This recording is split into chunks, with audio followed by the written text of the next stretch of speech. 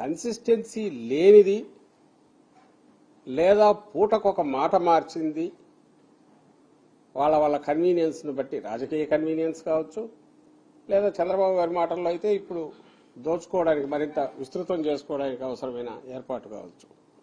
వాళ్ళ మాటల్లో తేడా ఉంది. కొంచెం 2 minutes పట్టినా మీరు చూస్తే అది బాగుంటుంది. ఒక్కసారి అది వేయండమ్మా. వాళ్ళు ఒక్కొక్క నాయకుడు గతంలో ఎట్లా మాట్లాడారు, ఇప్పుడు ఎట్లా మాట్లాడారు అనేది తెలుసు. మాట్లాడుతున్నారనేది ఇప్పుడు మాట్లాడుతున్న అందరికీ తెలుసు. గతంలో ఏమన్నారో చూడండి. ఈయన పవన్ కళ్యాణ్ గారు ఏమన్నారు గతంలో చూడండి. ఈ బడ్జెట్ మన క్యాపిటల్ విషయంలో కూడా ఇంక్లూజివ్ క్యాపిటల్ కాదు, ఎక్స్క్లూజివ్ గా కొద్ది మంది కోసమే, లేదంటే తెలుగుదేశం పార్టీ అఫిలియేటెడ్ క్యాపిటల్ లో ఉంది తప్ప ఉత్తరాంధ్ర నుంచి వచ్చే అక్కడ ప్రజలకి ఇక్కడ క్యాపిటల్ లో రావాలంటే ఎలా స్థిరపడతారు? ఇక్కడ రాయలసీమ ప్రాంతం వాసులు రావాలంటే ఇక్కడ ఎలా స్థిరపడతారు? అలాగే ప్రతి జిల్లా నుంచి అన్ని వర్గాల నుంచి అమరావతిలో స్థిరపడాలంటే ఏమేమి ఇయర్ మార్క్ చేశారా? ఇన్ని 33,000 ఎకరాలు పెట్టారు. ఈ 33,000 ఎకరాల్లో 2,000-3,000 ఎకరాలు ఒక్కొక్క ప్రాంతానికి కానీ ఒక్కొక్క జిల్లాకి కానీ ఇయర్ మార్క్ చేశాం. అక్కడ ఛాంబర్ ఆఫ్ కామర్స్ కి బిజినెస్ పెట్టుకోవాలంటే ఇలాంటి ఏం చేసి అసలు ఇలాంటి ఇన్క్లూజివ్ క్యాపిటల్ కాదు. ఇలాగా ప్రతి అంశంలోనూ తెలుగుదేశం పార్టీ చాలా బలమైన వైఫల్యాన్ని చూపిస్తా వచ్చింది. భూసేకరణ చేయడానికి వీలు లేదు. ఇష్టపడిస్తే తీసుకోండి, అనుమానం లేదు.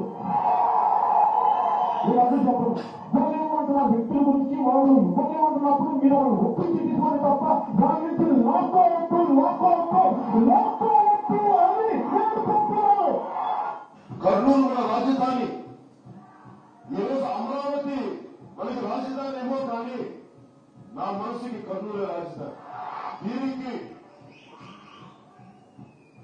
జనసేన ప్రభుత్వం తీసుకొచ్చిన రోజున నేను మీకు మాటిస్తున్నాను, అది ఎంత రాజధాని, ఏ స్థాయి నగరంతో కర్నూలు దానికి మించిన స్థాయి నగరాన్ని తీసుకొస్తాను.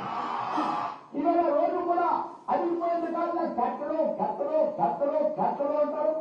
భారతదేశంలో అనేక రాష్ట్రాలు కట్టలు లేకుండా ఎక్కడ ఉన్న ప్రపంచ దేశాల్లో ఆయన సోము వీర్రాజు గారు బీజేపీ. డెవలప్ అయినటువంటి చైనా దాని రాజధాని బీజింగ్, దాన్ని షాంఘై డెవలప్ చేశారు. ఎయిర్పోర్ట్ కట్టారు, పోర్టులు కట్టారు. ఇవాళ విశాఖపట్నం అభివృద్ధి చేయాలి. ఎయిర్పోర్ట్ ఉంది, పోర్ట్ ఉంది, అనేకమైన పోర్టులు కట్టాలి. ప్రతిరోజు ఒక్క పోర్టు కట్టలేదే. మీరు అధికారంలోకి వచ్చిన తర్వాత ఒక్క పోర్టు కట్టారు ఎక్కడన్నా? మీరు ఒక్క పోర్టు కూడా కట్టకుండా రోజు కూడా ఆంధ్రప్రదేశ్ అమరావతితో మేమే కట్టేసాం. 1,500 కోట్లు ఇస్తే కాలిపోయిన రాజధాని కట్టారు.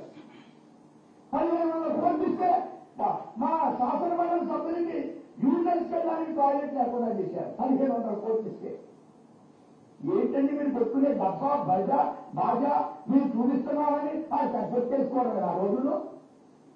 దానికి అర్థం లేదా? దానికి ఒక అర్థం లేదా అని అడుగుతున్నాను నేను. అమరావతి ఉచిత అమరావతిగా మిగలనుందా? దీనిపైన ఇంకా స్పష్టత రావాల్సి ఉంది. Expert committee recommendation చేసిందన్నారు.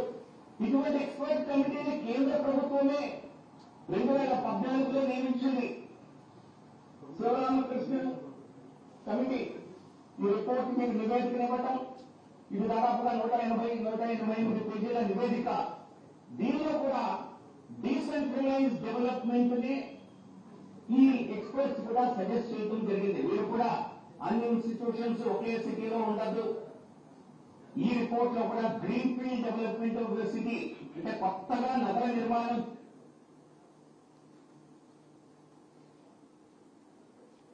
ఉన్నటువంటి పరిస్థితుల్లో ఇవాళ పరిపాలన ఎక్కడ ఉంటుంది, రాజధాని ఎక్కడ ఉంటుంది అనేటువంటి అంశానికి వస్తే ముందు ఆ విషయం గురించి మనం పక్కన పెట్టినా కూడా ఇంతకు ముందు అధికారంలో ఉన్నటువంటి ప్రభుత్వం వారి ముందు ఉన్నటువంటి 5 ఏళ్ల కాలాన్ని కూడా కేవలం గ్రాఫిక్స్ కి బొమ్మల వరకే పరిమితం చేస్తూ ఏమాత్రం కూడా అక్కడ అంటే కేంద్ర ప్రభుత్వం 2,500 కోట్లు ఇచ్చినా కూడా స్వయంగా అప్పటి ముఖ్యమంత్రి చంద్రబాబు నాయుడు గారు అసెంబ్లీలో ఇది ఒక టెంపరీ రాజధాని, టెంపరీ కట్టుబడి అని చెప్పి ఆనాడు వారు చెప్పడం ఇదంతా ప్రజలకు తెలుసు.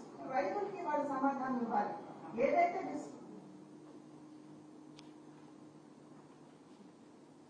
చంద్రబాబు గారు లేదా చంద్రబాబు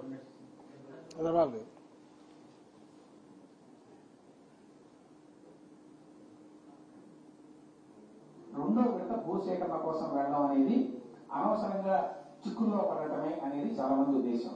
ఇప్పుడు ఉండే ల్యాండ్ ఇప్పుడు సరిపోతుంది. ఇంకా నేను ఏ ప్రాజెక్ట్ రావడానికి వీలుండదు.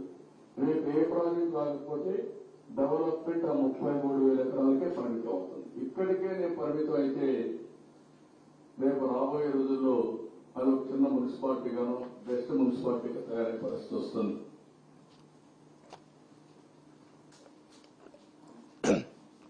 ఒక్కొక్కరి మాటలు చూశారు కదా, ఇక్కడ మాటలు మార్చింది ఎవరు?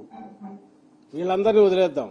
పవన్ కళ్యాణ్ గారు, పురంధేశ్వర్ గారు, సోము వీర్రాజు గారు, జీవీఎల్ నరసింహరావు గారు,